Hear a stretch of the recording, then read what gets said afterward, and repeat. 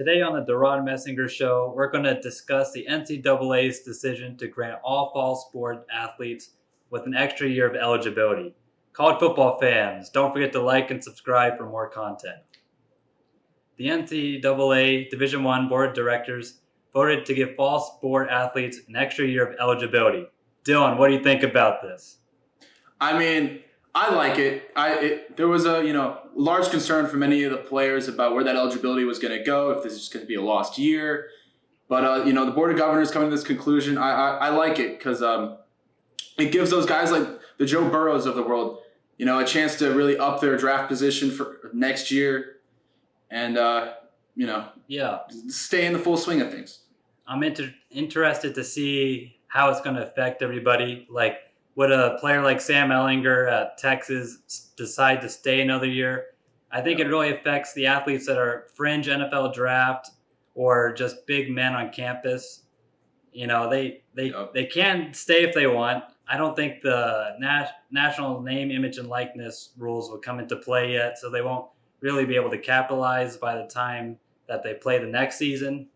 But it's also interesting because a lot of players might be able to break their school's stat records. Like Sam Ehlinger is just below 5,000 yards. He's probably around 4,400 passing yards away from Colt McCoy's passing record. But if he's able to play in the fall and elects to come back, there's almost no doubt that Colt McCoy's records are going down.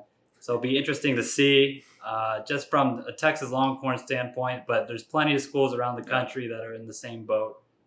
And, I mean, it will be interesting. Yeah, an extra year of seeing all your favorite players again.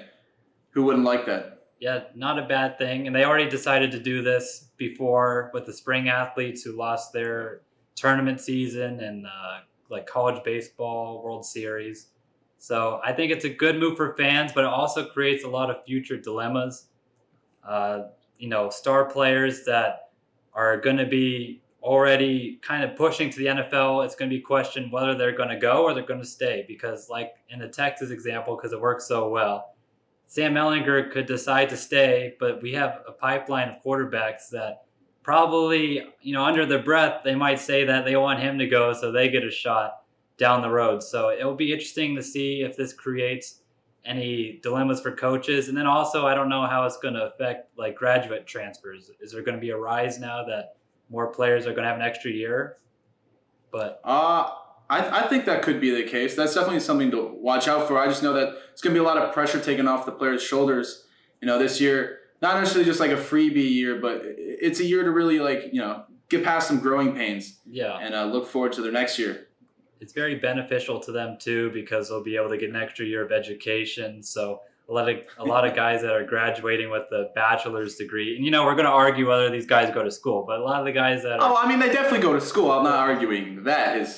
I've seen football players in my classes, just so you guys know. Devon Duvernay, shout out. But a lot of guys who are graduating with bachelors now might be able to get a master's degree in that extra year. So I think it's a really good thing that the NCAA elected to vote on and pass, but we'll see. Thanks for watching. How does this affect your team? Let us know down below. Have a great rest of your day.